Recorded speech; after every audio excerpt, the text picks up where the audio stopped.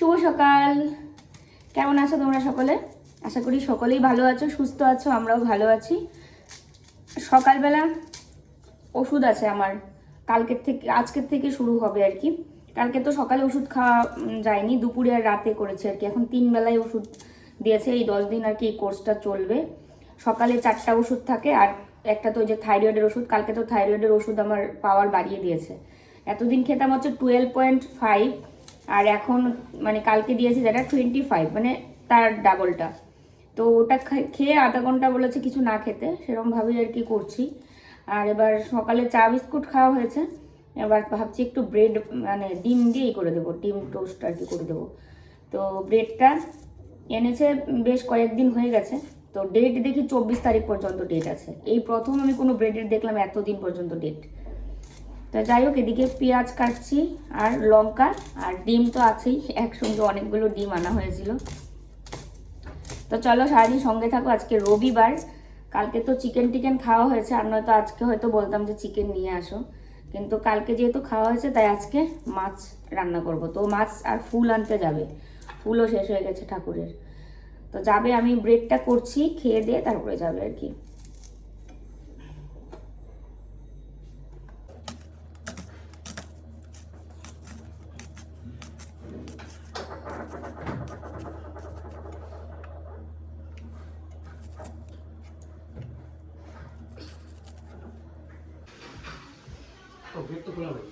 দিয়ে দাও এমনি নাহলে।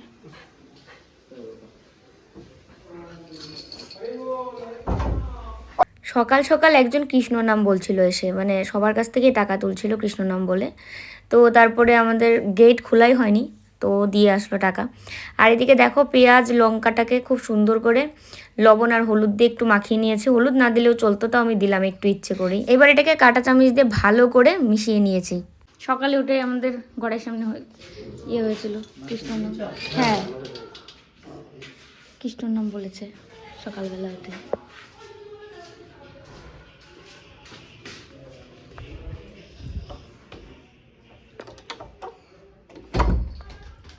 মিকি দেখতে গেছে তা ঘুটন।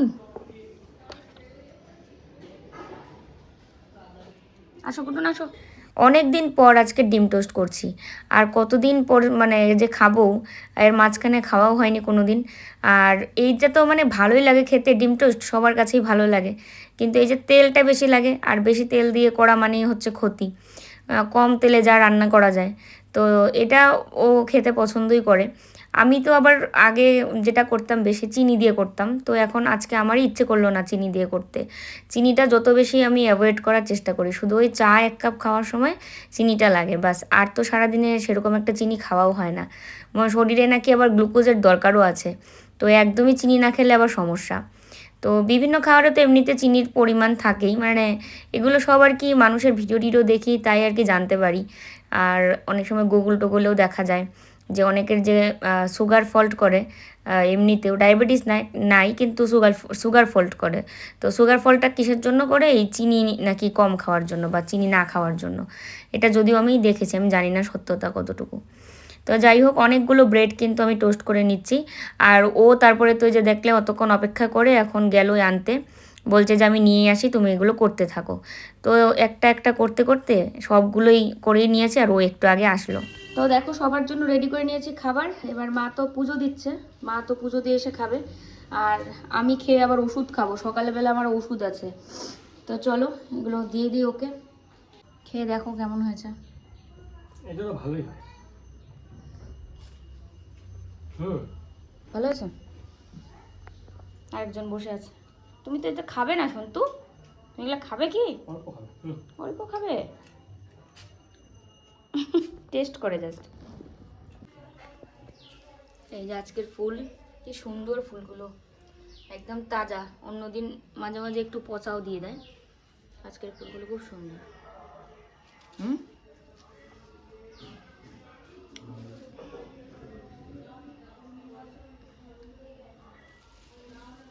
প্রদীপটার মধ্যে তেল দাও, তেল শেষ তো।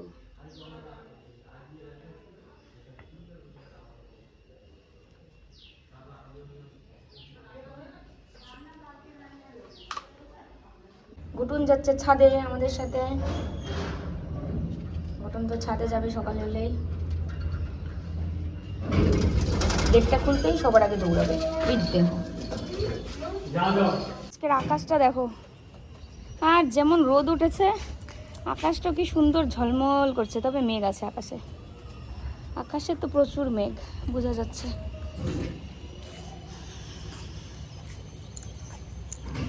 আমি এখান থেকে গিয়ে ওষুধ খেয়ে আসলাম ব্রেকফাস্ট করে। এখন গিয়ে ঘরে স্নান করে নেব, স্নান করে তারপরে দুপুরে রান্না বসাবো। স্নান না করলে না আমার টাইম মতো ওষুধ খেতেও পারি না, ওষুধ আর লাগানোর ব্যাপার থাকে, মানে একটা জেল আছে তো। এটা যারা আইভিএফ ট্রিটমেন্ট করে বা করেছে তারা জানবে, মানে এই কথাগুলো বুঝতে পারবে। তো এবার টাইম মতো সব কিছুই করা লাগে, তাই না? টাইম মতো না করলে হয় না, তাও তো টাইম মেনে করতেই পারি না অত। একটা বেজি এখানে, ওই যে এই দেখো এই দেখো দেখো বেজিটা। এই শানু তুমি দেখো নি? এই দেখো এই দেখো, ওই যে চুলকাচ্ছে, গা চুলকাচ্ছে, এই দেখো। এবার দেখলা? এই যে এই যে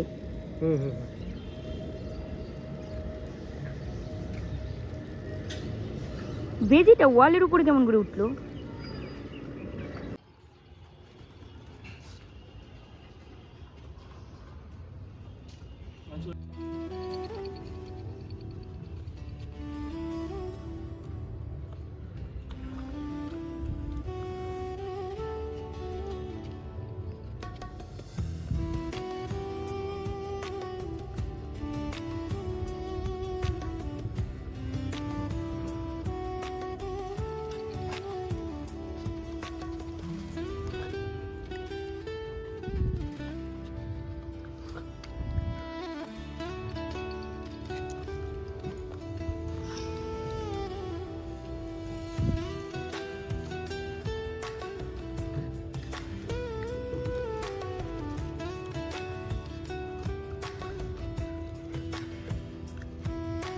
পুজো হয়ে গেছে, কি সুন্দর লাগছে আসনটা ফুল দিয়ে।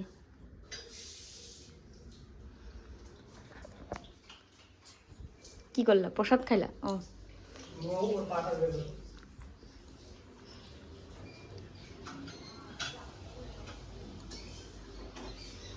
বাথরুম চলো, যাও।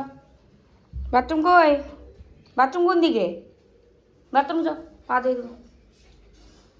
চলো বাথরুম চলো। দেখো আজকে গাছে অনেকগুলো ফুল ফুটেছিল, তো সকালে মাকে দেওয়াও হয়নি, পুজোতে পরেও নি, তাই তো ভাবলাম একটু বেলি ফুল তুলে গোপালের চরণে দিই।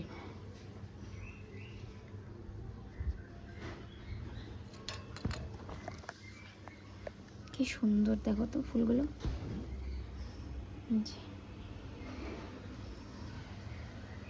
নয়নতারাগুলো থাক, আর ওই যে দেখো দুটো বেলি ফুল ফুটেছে ওদিকে, এই যে, আর এই এখানেও আরেকটা রয়ে গেছে। স্নান করে আসলাম, ও গেছে হচ্ছে চুল কাটতে। আজকে রবিবার, আর বৃহস্পতিবারে মনে করছিল চুল কাটবে, বৃহস্পতিবারে ওর হচ্ছে জন্মবার, জন্মবারে তো চুল কাটা যায় না। তো আজকে আমি সকাল থেকে বলছি চুলটা কেটে আসো, আজকে রবিবার আছে। তো এখন এই যে গেল, আসলে লাইন পাওয়া যায় না, এত লাইন থাকে রবিবারে, তো আরও বেশি ভিড়। তো গেল চুল কাটতে, দেখা যাক চুল কেটে আসে নাকি। আর এগুলোতে জল ছিটা দেবো, চন্দনের ছিটা দেবো, তারপরে গোপুর চরণে দেবো। চলো, আর একটা ভোলানাথের চরণে দেবো। দেখো একটা অপরাজিতা ফুলও ফুটেছে, নীলকণ্ঠ। তো এটাও একটা তুলে নিয়ে যাই, তাহলে শিব ঠাকুরকে দিতে পারবো। পুজো তো মাই দিয়েছে, কিন্তু ফুল তো আমি দিতেই পারি ঠাকুরের চরণে, তাই না? এই যে বাও, কি ভালো লাগছে, নিজের গাছের ফুল কি সুন্দর লাগছে। আর এখানে টগর ফুটেছে, এই যে দুটো টগর ফুটে আছে। টগরগুলো অনেক দিন থাকে, বেলি ফুলগুলো তাড়াতাড়ি ঝরে যায়। এই যে কপুর চরণে একটা বেলি ফুল দিয়েছি, আর এই হচ্ছে নীলকণ্ঠ ফুল, আর একটা রামকৃষ্ণ ঠাকুরের চরণে দিয়েছি বেলি ফুল। আজকে একদম খুব সুন্দর হয়েছে, তাই না? স্নান টান করে তারপরে রান্না বসিয়েছি। এটাই প্রত্যেক দিন করতে চাই, কিন্তু আর হয় না। তো যাই হোক, আজকে যে ও মাছটা নিয়ে এসেছে অনেকটা বড়, ও নিজেই বলছিল জানো আজকে কী মাছ? আমি বলি কী মাছ? তো বলে কি এটা রুই মাছ। আমি হ্যাঁ, এটা তো দেখলে একদম কাতলার মতো দেখা যাচ্ছে। বলে কি হ্যাঁ, এটা 6 কেজি ওজনের একটা রুই মাছ, ওই কারণেই এমন। তো এবার একটু ভালো করে রান্না তো করতেই লাগে, এত বড় মাছ। তো ওই জন্য, আর এমনিতেও সবজি ঘরে নেই, তো ওই জন্য ভাবলাম আলু দিয়ে করি আর মটরশুঁটি দেবো। তো আলু দিয়ে মাছের ঝোল করতে গেলে কিন্তু একটু মশলা না দিলে হয় না, তখন একটু পানসে পানসে লাগে। আর অন্যান্য সবজি দিয়ে করলে কিন্তু মশলা না দিলেও চলে, আদা আর জিরা বাটা দিয়েও করা যায়। সবসময় যে পেঁয়াজ রসুন বেটে দিতে হবে, গরম মশলা দিতে হবে, সেটার কিন্তু কোনো মানে নেই। তো এটার ক্ষেত্রে একটু ভালো করে রান্না তো করতেই হবে। তো গোটা জিরে, গোটা গরম মশলা, তেজপাতা এগুলো সব ফোড়নে দিয়ে দিলাম। আর এখানে বাটা মশলার মধ্যে দিলাম পেঁয়াজ রসুন আদা আর কাঁচা লঙ্কা বাটা।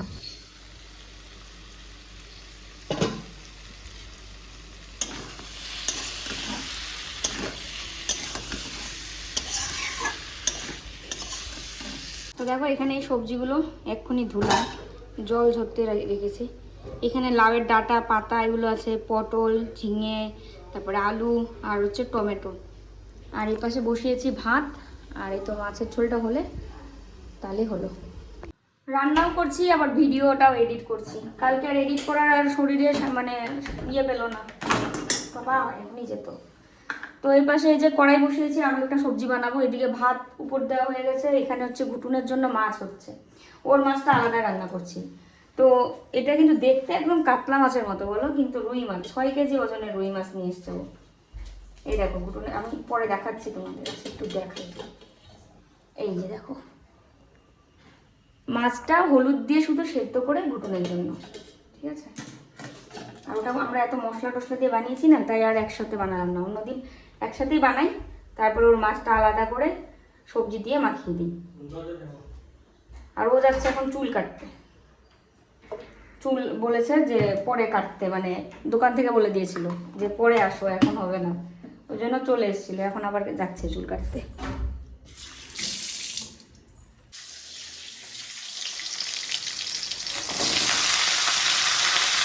মাছের ঝোলের মধ্যে কিন্তু আবার ধনে গুঁড়োও দিয়েছিলাম, আর নামানোর আগে গরম মশলা গুঁড়ো আর সামান্য একটু চিনি দিয়েছিলাম। আর এটা তো 5 ফোড়নে দিয়েছি, আর নুন হলুদ তো দিতেই হবে। এই যে একটা সবজি বানিয়েছিলাম, সেটা তো দেখালাম তোমাদের, আমরা খেতেও বসে যাচ্ছি। এই হচ্ছে কালকের, এইটুক চিকেন আছে, মানে 2 পিস চিকেন আর একটা মনে হয় আলু আছে, সেটাও ভাগাভাগি করে খেয়ে নেবো সবাই। আর এই হচ্ছে মাছের ঝোল, যেটা রান্না করেছিলাম তখন, আলু মটরশুঁটি দিয়ে। দেখলে মনে হচ্ছে কাতলা মাছ জানো। আর আজকে ইনি চুল কেটে এসেছেন বিরাট কোহলি ছাটে। আমি তাই এমনি বললাম, তুমি তো এরমই কাটো সবসময়, এমনি বললাম। তো এটা হচ্ছে রুই মাছ, কিন্তু 6 কেজি ওজনের না, ওই জন্য এরকম এত বড় এবং মানে বেশ তৈলাক্ত মাছটা। চলো খেয়ে নিই সবাই। খাওয়া দাওয়া তো হয়ে গেছে, এবার হচ্ছে থালা বাসনগুলো সব ধুয়ে নেওয়ার পালা। তো এইভাবেই প্রত্যেকটা দিনেই চলে যাচ্ছে, একদিন একদিন করে করে। আর লাইফস্টাইলে নতুন কিছু দেখানো কিভাবে সম্ভব সেটাও বুঝি না। তোমাদের চাহিদাটাও বুঝতে পারি। যারা তোমরা আমাদের গ্রামের ভিডিও দেখতে পছন্দ করো, আর কটা দিন অপেক্ষা করো, বাড়ি তো যাবই। হোলিতে যেতে পারিনি, কিন্তু সামনে তো যাওয়ার একদম কথা রয়েছে। আর তার সাথে এইখানে থেকে কিভাবে লাইফস্টাইল চেঞ্জ করব সেটাও বুঝি না। আমরা বর্তমান এমন একটা অবস্থায় আছি যে না কলকাতা ছেড়ে যেতে পারছি, আর না কলকাতাতে থেকে তোমাদেরকে নতুন কিছু দেখাতে পারবো। তো যাই হোক, রেগুলার মানুষের জীবন যেভাবে কাটে ভালো মন্দ মিশিয়ে, আমাদেরও সেরকম কাটে। কিন্তু মন্দগুলো তো আর তুলে ধরা যায় না, যেমন যখন মনটা খারাপ লাগে, যখন এতটা মানে ভেঙে পড়ি, তো সেগুলো আর ক্যামেরাবন্দি হয় না। যেগুলো ভালো কিছু সেটাই শেয়ার করার চেষ্টা করি। তবে হ্যাঁ, কিছু কিছু সময় যখন দেখবে যে আমি শুধু কাজ করছি, তোমাদের সামনে কথা বলছি না, কথাটা পরে এড করছি, তখন বুঝতে পারবে যে অবশ্যই মন খারাপ বা শরীর খারাপ বা কিছু একটা, যে কি কারণে কথা বলে ভিডিও করলাম না। এটা কিন্তু সবার ক্ষেত্রেই হয়ে থাকে, যে এখন কথা বলতে ইচ্ছে করছে না, শুধু ভিডিওটা অন করে ভিডিওটা করতে থাকি, পরে ভয়েস ওভার দিয়ে দিব। তো সেটাই হয়। এখন অবশ্য আমার কোনো সমস্যা নেই, এখন স্বাভাবিকই ছিলাম, কিন্তু এই কাজগুলো করতে হবে জন্য ক্যামেরাটা অন করে কাজগুলো করছি। খাওয়া দাওয়া শেষ করে নিয়েই কিন্তু এসে এই কাজগুলো করছি না, খাওয়া দাওয়া শেষ করে নিয়ে একটু শুয়ে রেস্ট নিচ্ছিলাম। আর রেস্ট নিতে গিয়ে ও দেখো ঘুমিয়ে গেছে, আর আমি এই পাশে উঠে বিকেলের কাজকর্মগুলো করছি, কারণ সন্ধ্যা তো দিতে হবে। আর সন্ধ্যা দেওয়ার আগে এই তো কাপড় চোপড় আনা, এগুলো ভাঁজ করে রাখা, ঘর ঝাড়ু দেওয়া, এগুলো সেই ছোট্টোবেলার থেকে করে আসছি। তো এটা একটা অভ্যাসে পরিণত হয়েও যায়। ছোট্টোবেলায় মা যখন বলতো কাপড়গুলো নিয়ে আয় তো বাইরের থেকে মামুনি, তো কাপড়গুলো নিয়ে এসে ভাঁজ করে টুকটুক করে আলনা গুছাতাম, তারপরে ঘরটা ঝাড়ু দিতাম। একদম ছোটো থাকতে তো আমাদের মাটির ফ্লোর ছিল, আর তখন তো বেশিরভাগ সবারই বাড়িতে মাটিরই ফ্লোর ছিল, শুধু শহরেরটা আমি জানি না শহরে কেমন ছিল। তো সেই মাটির ঘরের মা যে ঘর মুছতো, মানে ঘর যে লিপতো, মোছা ভুল, লিপতো যে, দেখতে যে এত ভালো লাগতো না। তো আমার খুব শখ ছিল যে আমি যদি একটু লিপতাম। তারপরে তো শ্বশুরবাড়িতে এসে অনেক দিনই লিপতে পেরেছিলাম মাটির ঘর, খুব শখ ছিল খুব, এখনও খুব ভালো লাগে মাটির ঘর লিপতে। তো যাই হোক চলো, 3টা ঘর ঝাড়ু দিয়ে নিই, বিকেলের কাজকর্মগুলো সেরে নিচ্ছি, তারপরে তো সন্ধ্যা দিব, তারপরে দেখা যাক আর কি কাজ করা যায়।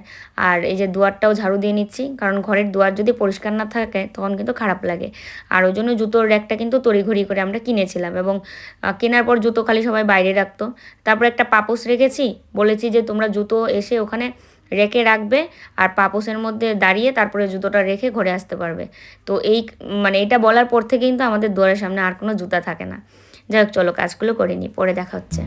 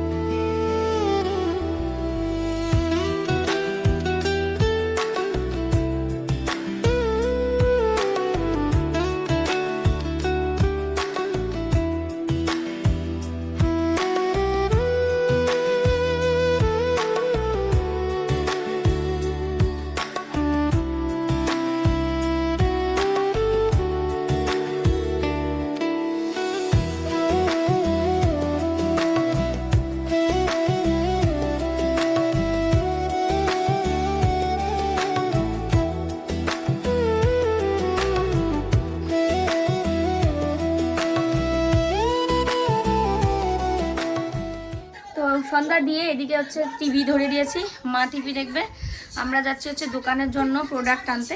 তো চলো, ও রেডি হয়ে বেরিয়েও গেছে। প্রোডাক্ট এনে আবার রাত্রি 9টার সময় লাইভ আছে, আর রাত্রি 9টায় লাইভ আছে। তো আমি কমিউনিটি পোস্টও দিয়ে রেখেছি যে লাইভে যাব।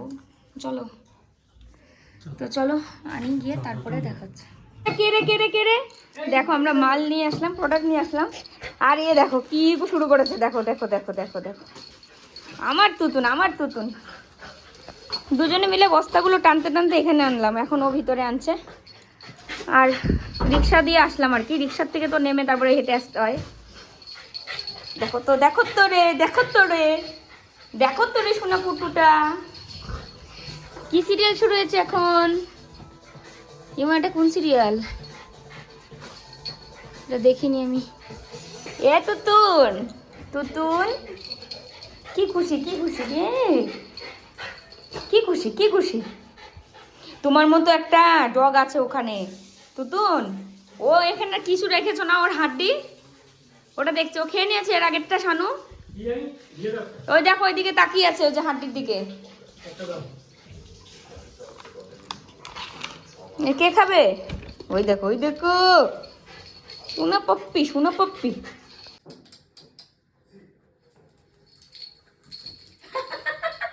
মুখে নিয়ে পালিয়েছে।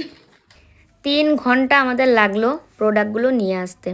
তো এসে এত খিদে পেয়েছিল যে মানে কি করব না করবো বুঝতে পারছিলাম না, কি খাবো এইটুক সময়, 9টা বাজে গেছে, 9টার সময় লাইভ। তো তারপরে মনে হলো চলো কলা আর বিস্কুট খাই দুজনে। তো 2টো বিস্কুট আর একটা কলা খেয়ে জল খেয়ে লাইভে যাব। তো চলো লাইভ থেকে বেরিয়ে তারপরে তোমাদের সাথে কথা হচ্ছে। তো এই যে লাইভ থেকে বেরিয়েছি এই মাত্র, এখন বাজে 10টা। এখন এই যে ভাত রান্না হবে, তারপরে আমরা খাওয়া দাওয়া করব। তো লাইভ থেকে বেরিয়ে ভীষণ টায়ার্ড লাগছে এখন, সবচেয়ে বড় কথা কি, পা ব্যথা করছে। 1 ঘন্টা দাঁড়িয়ে থেকে ওই লাইভ করা ভীষণ পা ব্যথা হয়। তো অনেকগুলো নাইটি সেল হয়েছে, তো এগুলো সব আলাদা করছে ও। চলো তোমাদের সাথে পরে দেখা হচ্ছে আবার। সকলের খাওয়া দাওয়া শেষ, ওষুধও খেয়ে নিয়েছি আমি। রাতের ওষুধ ছিল 6টা ওষুধ। সকালবেলা একটা থাইরয়েডের ওষুধ খাই, তারপরে আবার ভারী ব্রেকফাস্ট করে আবার 4টা ওষুধ খেতে হবে। আবার দুপুরবেলা ভাত টাত খেয়ে 4টা ওষুধ খেতে হবে। ওই যে 4টা মানে সকালে খাচ্ছি ওই রকমই আবার 4টা দুপুরে। আবার রাতে যখন খাওয়া দাওয়া করবো, রাতে খাওয়া দাওয়া করে ওই 4টা আবার 4টা রিটার্ন, মানে দুপুরের 4টা, সকালে 4টা, রাতে 4টা, গেল 12টা। তারপরে হচ্ছে আরও 2টো ওষুধ, তাহলে কটা হলো? 6টা। এবার সারাদিনে কটা ওষুধ খাচ্ছি? সকালে খেয়েছি 5টা, দুপুরে খেয়েছি 4টা, 5 আর 4 9, রাতে আবার 6, 6 6 12 13 14 15। রেগুলার আমাকে 15টা ওষুধ খেতে হচ্ছে, বুঝতে পারছো? যাই হোক, ম্যাডামকে বলেছিলাম, যে ম্যাডামকে মানে যে ম্যাডাম আর কি, ধরো যে স্যার আমাকে দেখে, তো ওনার আন্ডারে তো অন্য ডাক্তার আরও অনেকেই থাকে, তার মধ্যে একজন ম্যাডাম আছে। তো সেই ম্যাডামকে আমি বলছিলাম, যখন আমার থাইরয়েডের ওষুধটা আমাকে সাজেস্ট করছে, তখন যে ম্যাডাম বলছে যে আপনার তো ট্রিটমেন্ট চলছেই, তো সাথে এই থাইরয়েডের ওষুধটা পাওয়ারটা বাড়িয়ে দিলাম। তা আমি বললাম, ম্যাডাম আমার তো আর বেশি একটা উন্নতি হচ্ছে না, তাহলে কি হবে? বলছে, দেখুন এটা আমরাও দেখতে পাচ্ছি, কিন্তু এটা নিয়ে কোনো চিন্তার কারণ নেই, আজকে হয়নি তো কালকে ঠিক হবে, কিন্তু হবে, এটা আশা রাখবেন যে এটা হবেই। তো এই আশাতেই আর কি, বলে না আশাতে বাঁচে আশা। তো হয়তো অনেকের যাদের শরীরে সমস্যা নেই তাদের খুব তাড়াতাড়ি সমস্যার সমাধান হয়ে যায়। আর আমার যেহেতু সমস্যা একটু জটিল, বুঝতেই পারছো, রেডিওথেরাপি এবং কেমোথেরাপির জন্য আমার শরীরে যে ধরনের ক্ষতিগুলো হয়েছে, সেই ক্ষতিগুলো মেকআপ করার জন্যই কিন্তু এত দেরি হচ্ছে। আর অনেকেরই এরকম বলে যায়, আমার পরিচিত এরকম আছে যে রেডিওথেরাপি কেমোথেরাপি দুটো হওয়ার পরেও ট্রিটমেন্ট করে তাড়াতাড়ি হয়ে গেছে। দেখো আমার রেডিওথেরাপিটা যেখানে দিয়েছে, রেকটাম আর হচ্ছে ইউটেরাসের যে জায়গাটা পাশাপাশি প্রায়, তো ওই জন্যই কিন্তু আমার জন্য এটা অনেকটা বেশি একটা কঠিন চিকিৎসা হচ্ছে। আর আমার জন্য অনেকটাই বেশি ধৈর্যের একটা চিকিৎসা হচ্ছে, যে ধৈর্য ধরে থাকতে হবে। কারণ রেডিওথেরাপির জন্য যে ক্ষতিটা হয়েছে, এটা আমাকে তখনই, যখন আমি ডাক্তার দেখিয়েছি চেন্নাইয়ে, বিয়ের আগের কথা বলছি, যখন অসুখটা হয়েছিল আমার, তখনই কিন্তু ডাক্তারবাবু বলেছিল যে রেডিওথেরাপির জন্য যে ক্ষতিটা আপনার হবে, সেই ক্ষতিটার কিন্তু সমাধান নেই কোনো, সেটা আমরা কোনোভাবে আটকাতে পারবো না, সেটা ক্ষতি হবেই। সমাধান নেই বলা ভুল, মানে সেই ক্ষতির থেকে আমি আপনাকে রক্ষা করতে পারবো না, যে ক্ষতিটা রেডিওথেরাপির কারণে হবে। কিন্তু কেমোর জন্য যে ক্ষতিটা হবে, সেটার জন্য কিন্তু ইঞ্জেকশন ছিল, তো ইঞ্জেকশন আমি নিয়েওছি। তো কেমোর জন্য অতটাও ক্ষতি হয়নি, যেটা মানে এই ডাক্তারবাবু বললেন। রেডিওথেরাপির জন্য বেশি ক্ষতি হয়েছে, মানে অনেকগুলো কোষ তো নষ্ট করে ফেলেছে রেডিওথেরাপি দিয়ে, নয়তো তো ক্যান্সার থেকে আমি সিকিউরই হতাম না। তো এই আর কি। যাই হোক, অনেকেই হয়তো মানে ভাবে যে কি ব্যাপার, এতদিন হয়ে গেছে ট্রিটমেন্ট, তারপরেও কোনো কিছু মানে দেখা যাচ্ছে না। আর 5টা মানুষের মতো তো আমি স্বাভাবিক নই, তাই আমার একটু দেরি হচ্ছে। আমরাও মাঝে মাঝে আশা ছেড়ে দিই, ভেঙে পড়ি, কিন্তু আবার সোজা হয়ে দাঁড়াই যে হয়তো হবে। আর যেহেতু ম্যাডাম বলেছে যে হবে, তো মনে আশা রাখাই যায়। ওনার হাতে অনেকেরই বাচ্চা হয়েছে, অনেকেই ওনার কথা খুব মানে প্রশংসা করে, মানে যে ম্যাডামের কাছে আর কি, আমি যে ম্যাডাম বললো আর কি। আর যে স্যারের কাছে দেখাচ্ছি, ওনার নাম যখন আমি বলতে পারবো, যখন তোমাদের আমি সামনে বলতে পারবো, তোমরাও বলবে যে না সত্যি ডাক্তারবাবু সত্যিই ভালো, কারণ আমি নামটা তো বলছি না, ওই কারণেই আর কি। যাই হোক, চলো আজকের এই ভিডিওটা এখানে শেষ করি। যে যেখানে আছো সবাই ভালো থেকো, সুস্থ থেকো। ফিরে আসছি আবার নতুন ভিডিওর সাথে। আজকের মতো শুভরাত্রি, টাটা।